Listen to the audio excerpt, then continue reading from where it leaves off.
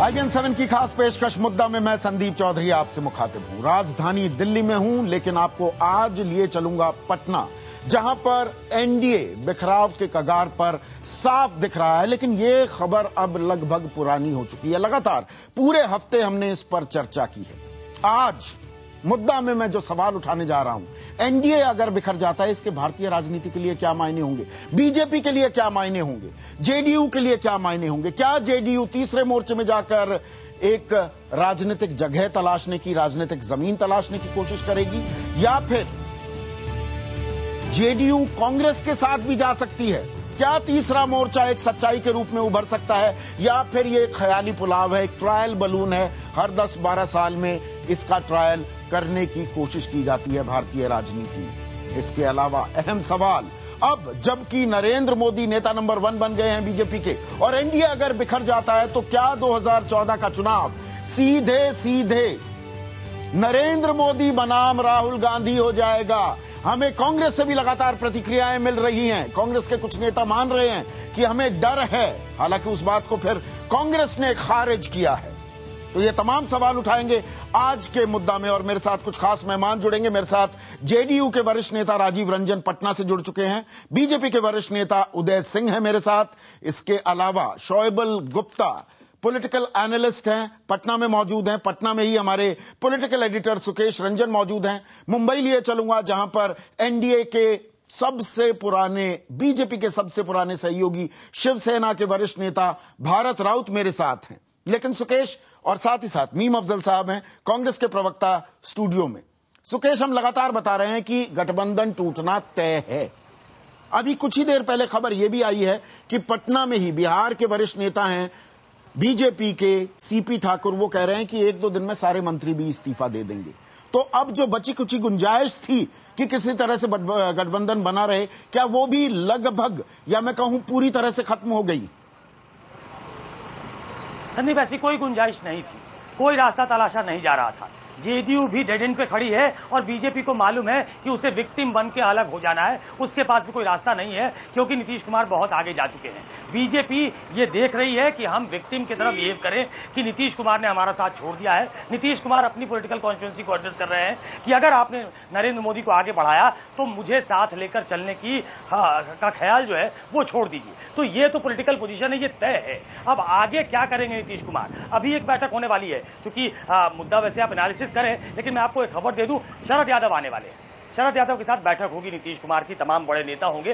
बात इस पे नहीं होगी कि गठबंधन का क्या होगा, क्योंकि वो तय हो चुका है। आपने खुद कहा, हम बहुत दिन से बता रहे हैं। तय इस बात को लेकर होगा कि आगे हमको क्या करना चाहिए। क्या हम कांग्रेस के साथ जा सकते हैं? राहुल गांधी ने इसके हिंट दिए। तो क्या कांग्रेस के साथ जाएगी? आज तक वो गैर कांग्रेसवाद की राजनीति करते रहे हैं, दोनों ही, नीतीश भी और शरद भी। क्या वो कांग्रेस के साथ जा सकते हैं? क्या कोई स्टेटस, जो स्पेशल स्टेटस की बात हो रही है, उस दिशा में कांग्रेस आगे बढ़ेगी, नीतीश भी आगे बढ़ेंगे, दोनों एक दूसरे की जरूरत बनेंगे, इस चीज पे चर्चा होगी। क्या टेंटेड कांग्रेस के साथ अगर हम जाते हैं तो क्या हमारे लिए ठीक होगा, इस बात पे चर्चा होगी। इस कटु अनुभव को जो अभी हाल फिलहाल में हो रहा है, इसको कैसे खत्म किया जाए। क्या floor of the house Nitish Kumar ये कहेंगे, वो शहीद बनने की कोशिश करेंगे कि मैं शहीद हूं, मैं ये शहादत की जो बात की सुकेश, जो आपने शहादत की बात की, मेरा सीधा सवाल ये है, बीजेपी के लोग अब ये भी दबाव बना रहे हैं कि भाई 2010 में आपको जो बहुमत मिला था, जबरदस्त बहुमत मिला, वो गठबंधन को मिला था। तो अब अगर आप हमारे साथ रास्ते जुदा कर रहे हैं, रिश्ते का तलाक हो रहा है, तो आप फिर से फ्रेश मैंडेट लेने जाइए। क्या ये सिर्फ एक पॉलिटिकल पॉस्चरिंग है बीजेपी की, या दरअसल वो दबाव बनाएंगे कि नहीं, चुनाव होने दीजिए, अब विधानसभा चुनाव होने दीजिए बिहार में? नहीं, विधानसभा चुनाव वो चाहेंगे कि नहीं ये नहीं मालूम, लेकिन नीतीश कुमार के पास 3 रास्ते हैं। वो तीनों ऑप्शन तलाश सकते हैं। पहला कि वो floor of the house assembly convene करे, फ्लोर ऑफ द हाउस पे कहें कि आइडियोलॉजी से, विचारधारा से समझौता नहीं करूंगा, चाहे सरकार रहे चाहे जाए, बीजेपी का साथ मैंने छोड़ दिया है। ये पहला हो सकता है, जो सेकुलर दल है वो समर्थन करे। अब कोई अब्सटेन करके उनकी मदद करे, या सेकुलर बन के कुछ लोग उनकी मदद करे निर्दलियों में से, वो एक तरीका हो सकता है। एक मैसेज देने की शटल तरीके से कोशिश कर सकते हैं कि मैंने विचारधारा के लिए सत्ता छोड़ दी, यहां तक मैं चला गया, सत्ता छोड़ने को तैयार हूं। दूसरा ये हो सकता है कि हमने एनडीए के गठबंधन के नेता के तौर पे शपथ लिया था, तो ठीक हमारे पीछे, मैं गवर्नर हाउस के सामने खड़ा हूं। गवर्नर हाउस और सीएम बिल्कुल सीएम की का जो घर है बिल्कुल आसपास है, तो यहां से निकलकर गवर्नर हाउस तक जाएंगे। ये कहेंगे कि ये इस्तीफा रहा, ये हमारे साथ नए सहयोगी जुड़ेंगे और अब ये जेडीयू की सरकार होगी। जिसकी बात आप कर रहे हैं कि बीजेपी क्या ऐसा दबाव बनाएगी कि चुनाव में जाइए, मुझे ऐसा लगता नहीं है। लेकिन आप कोई ऐसी पॉसिबिलिटी के लिए भी तैयार रहे कि अगर कोई रास्ता नहीं दिखता, क्योंकि बहुत मुश्किल होगी सरकार चलाने में, तो कहीं ये इस बात की औपचारिक पुष्टि नहीं है, लेकिन कहीं चुनाव में भी जाया जा सकता है क्या? ये भी एक हो सकता है कि मोदी के नाम पे राजीव रंजन जी, क्या ऐसा हो सकता है? क्या ऐसा हो सकता है? रास्ते आपके जुदा हो गए हैं, अब इसमें कतई कोई संशय शको शुबा नहीं रह गया है। क्या बिहार में सरकार के स्थायित्व पर भी खतरा मंडरा जाएगा? देखिए, अब गठबंधन के भविष्य पर फैसला चंद घंटों में होना है। मुझे ऐसा लगता है एक स्थायी, लोकप्रिय और परिणाम देने वाली सरकार हम देने की स्थिति में है, और नहीं, पर वो तो गठबंधन सरकार थी ना। बहुमत का जादुई आंकड़ा है। नहीं, आप गठबंधन के नाम पर जीते, आप खुद नहीं जीते हैं, ये बात मानेंगे? नहीं, बिल्कुल नहीं मानेंगे। अगर भारतीय जनता पार्टी के जीते विधायकों की सीटें ज्यादा थी, हमारी सीटें कम थी, उसके बाद भी भारतीय जनता पार्टी ने यह माना कि लालू प्रसाद यादव के कुशासन का जो विकल्प हो सकता है, जो बिहार में लालू यादव के खात्मे की स्थिति पैदा कर सकता है, वो नायकत्व तो उन्होंने नीतीश कुमार जी में देखा। वो तो दरियादिली दिखाई बीजेपी ने, एक प्रतीक के तौर पर वो दरियादिली दिखाई। बीजेपी बिग ब्रदर हुआ करती थी बिहार में, आपका अस्तित्व नहीं था, वो जूनियर पार्टनर बनने के लिए तैयार हुए। कम से कम ये बात तो मानेंगे आप बीजेपी के लिए? मैंने आपके कहने के पहले कहा ये बात। मैंने, संदीप जी, खुद आपको बताया कि ऐसी स्थिति में कोई पॉलिटिकल पार्टी क्यों सेक्रीफाइस करती है, ये बड़ा सवाल है। उन्हें यह मालूम था कि नीतीश कुमार ही बिहार में लालू यादव से बिहार को मुक्ति दिला सकते हैं, और ये वजह थी नीतीश कुमार आए, और नीतीश कुमार की अगुवाई में गठबंधन ने एक लंबा सफर नहीं, जब आप गठबंधन तोड़ रहे हैं तो फ्रेश मैंडेट लेने के लिए तैयार हैं क्या? आप गठबंधन अगर तोड़ रहे हैं तो फ्रेश मैंडेट लेने के लिए तैयार हैं क्या? गठबंधन हम नहीं तोड़ रहे हैं संदीप जी, टूट रहा है ना, भारतीय जनता पार्टी टूट रहा है ना राजीव जी।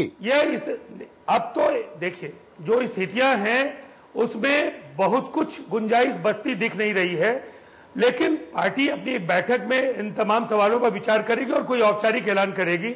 हम इतना जरूर कहेंगे, गठबंधन में बने रहने की स्थिति भारतीय जनता पार्टी ने समाप्त की है।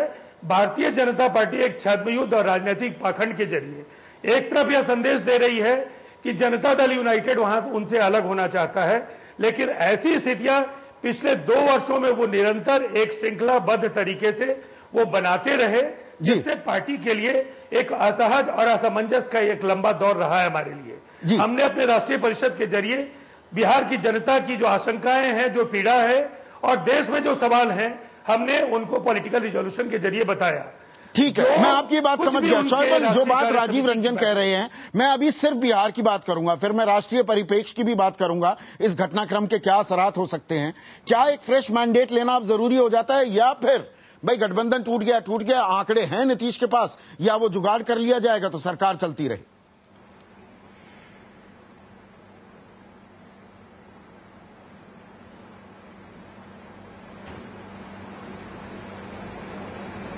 शोएब, ये आपसे मैं सवाल पूछ रहा था। बंद हो गया जी, आवाज नहीं आ रही है। एक बार लगता है शोएब तक आवाज नहीं जा रही है। मीम अफजल साहब, क्या यहां पर राजनीति का, अभी मैं कांग्रेस का व्यू पॉइंट नहीं ले रहा हूं, क्या राजनीति का तकाजा, नैतिकता का तकाजा ये कहता है कि गठबंधन अगर टूट गया है, गठबंधन के नाम पे सरकार बनाते हैं, तो फ्रेश मैंडेट लेनी चाहिए क्या? देखिए, ये सवाल बड़ा मुश्किल है, और जिस तरह के हालात पिछले 1.5 साल से आ रहे थे, उसमें नीतीश कुमार ने एक स्टैंड ले रखा था और भारतीय जनता पार्टी ने उसके बाद एक स्टैंड लिया। तो अब वो एक बड़ा मशहूर शेर का मिसरा है, शेर का मौसम चल रहा है लगता है मुझे। ये खुद बावफा नहीं तो किसी से वफा ना मांग। दोनों का मामला ये है कि एक दूसरे से वफा चाहते हैं, करना कोई भी नहीं चाहता इनमें से। तो अब जो मसला है वो ये है कि ये सरकार रहेगी या नहीं रहेगी, ये फैसला तो हो जाएगा। मेरा ख्याल तो ये रहेगी सरकार, और भारतीय जनता पार्टी के पास इसके अलावा कोई चारा नहीं है।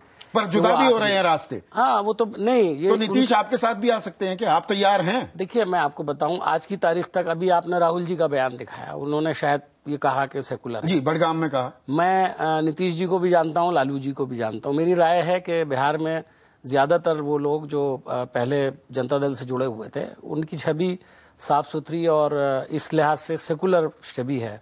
तो नीतीश जी को मैं बहरहाल एक मजबूरी थी, और जाहिर है कि हम जैसे लोगों ने कभी ये पसंद नहीं किया। नीतीश कबूल होंगे या लालू के साथ जाएंगे आप? देखिए, अभी आज की तारीख तक हम लालू जी के साथ, हमारा गठबंधन है, वो हमारे सहयोगी हैं, वो यूपीए के मेंबर हैं। आज की तारीख तक हम बिल्कुल उनके साथ हैं। कल क्या परिस्थितियां होंगी मैं नहीं जानता हूं, लेकिन मुझे ऐसा लगता है कि लालू जी के साथ हम रहेंगे। नीतीश से कोई पिंगे नहीं बढ़ा रही है? नहीं, कोई, देखिए, पिंगे बढ़ाने नहीं, मजा तो आता है ना, गठबंधन तोड़ो, 17 साल का देखिए, हमने नहीं रिश्ता टूटे, हमारे ऊपर आप इस तरह का नहीं, पर आप मजे तो ले सकते हैं ना। नहीं, मजे उस बात में संभावनाएं भी तलाश सकते हैं। देखिए, संभावना तो सियासत में हमेशा रहती है और रहनी भी चाहिए।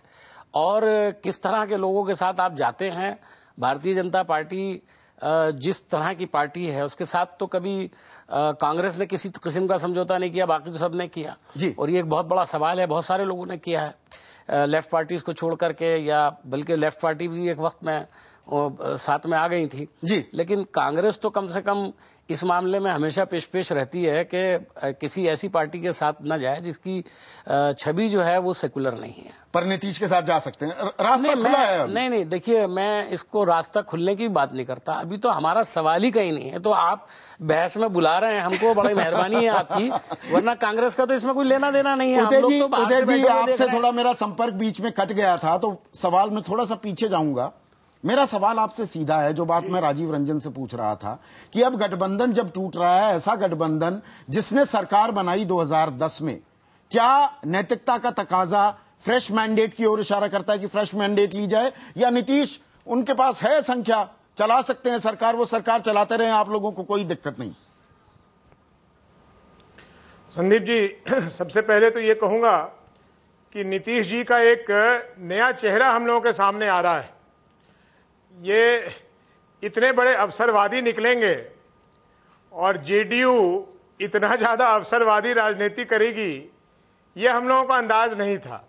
राजीव जी को मैं धन्यवाद देना चाहता हूं, उन्होंने कम से कम माना कि बीजेपी ने दरियादिली दिखाई थी।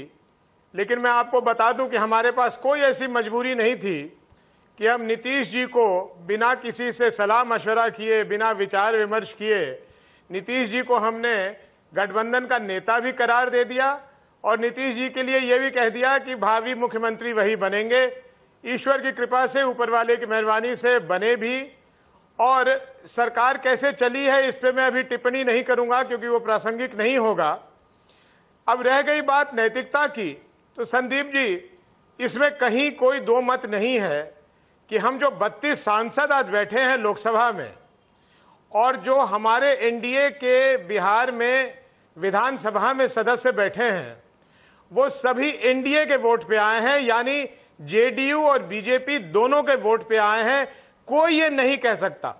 तो बिहार में दोबारा विधानसभा चुनाव होने चाहिए? अगर गठबंधन टूटता है, क्या विधानसभा चुनाव होने चाहिए?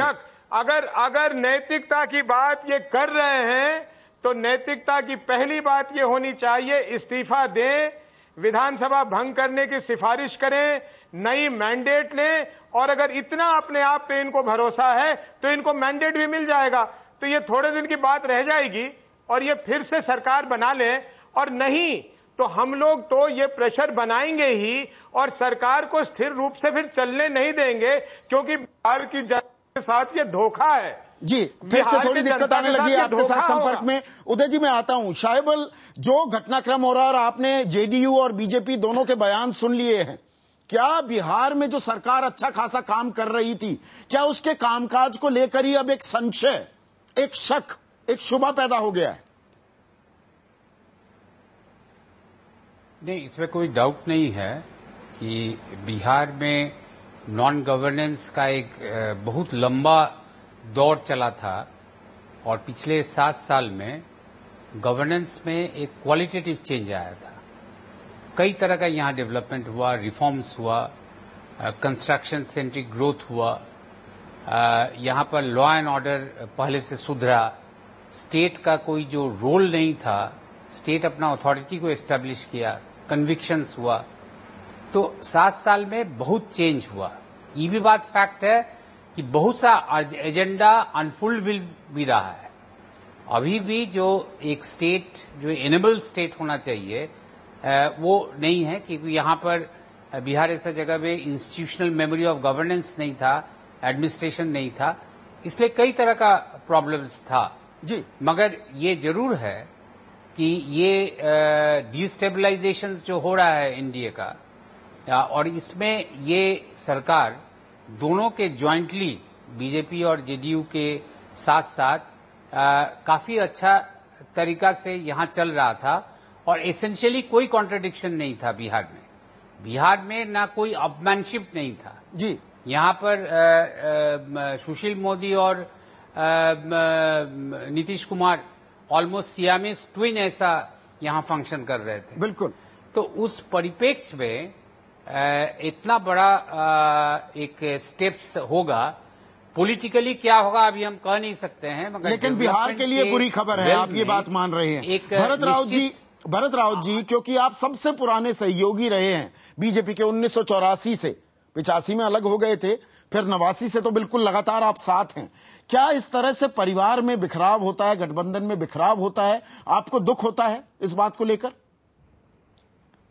जरूर दुख तो होता ही है। इसका कारण है जेडीयू भी हमारे साथ था, लेकिन एक मैं आपको बताता हूं, ये आप जो हमेशा कह रहे हैं कि एनडीए बिखर गया, एनडीए टूट गया, एक पक्ष जाने से, एक पार्टी जाने से गठबंधन टूटता नहीं। अगर आप यही कहना है तो यूपीए से 4 साल में पहले तृणमूल कांग्रेस निकल गई, बाद में डीएमके निकल गई, झारखंड मुक्ति मोर्चा ने अपना अलग मोर्चा बनाया। इसका क्या कि आप कैसे कह सकते हैं कि यूपीए टूट गई? यूपीए तो ऐसे ही रही, यूपीए तो कमजोर हो रहा था, रहेगी भारत जी। यूपीए तो कमजोर हो रहा था, आप तो एनडीए को एनडीए प्लस बनाने की बात कर रहे थे, या एनडीए प्लस एनडीए माइनस में तब्दील हो रहा है। एकदम बराबर है आपका।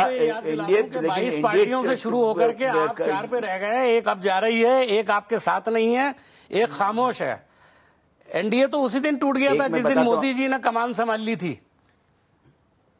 अब मैं आपको इतना कहना चाहता हूं कि कांग्रेस अपनी बोर्ड संभाले, दूसरों के बारे में चिंता करने की जरूरत नहीं, आगे हो जाएगा। और जैसे हमारे शिवसेना के रोक करके ये बात कहनी पड़ी, मुझे यूपीए का जिक्र किया इसलिए मुझे कहना पड़ा। आप अगर समझिए तो मैं मेरी बात अच्छा नहीं समझता उसको। अगर आपको ये कहना तो आप कहते रहिए, मैं नहीं कहूंगा। मैं अगर चर्चा करनी है तो सबकी बातें सुन लो। ये तो कांग्रेसवाद हो गया कि दूसरे की मुंह चुप कर दो और अपना ही बोलते रहो। ये कांग्रेस में चलेगा, बाहर नहीं चलता ऐसा। मैं कह रहा था कि अगर एनडीए इसने नीतीश कुमार जी ने अगर बीजेपी से नाता तोड़ा तो उनका खुद का क्या हो गया, क्योंकि बीजेपी तो उनके लिए ऑक्सीजन है। हमारे शिवसेना के पक्ष नेता जो है उद्धव जी ठाकरे, उन्होंने भी यही कहा कि उनके लिए बीजेपी ऑक्सीजन है। अगर अपना ऑक्सीजन का मास्क को खुद ही निकलना चाहते हैं तो ठीक है। जैसे अभी सिंह साहब ने जैसे कहा, अगर नैतिकता की बात अगर कर रहे हैं नीतीश कुमार जी नैतिकता की, तो उन्होंने जाके विधानसभा भंग करने का प्रस्ताव देना चाहिए, क्योंकि वो चुन के आए थे, वो बीजेपी के सपोर्ट पे आए थे जी।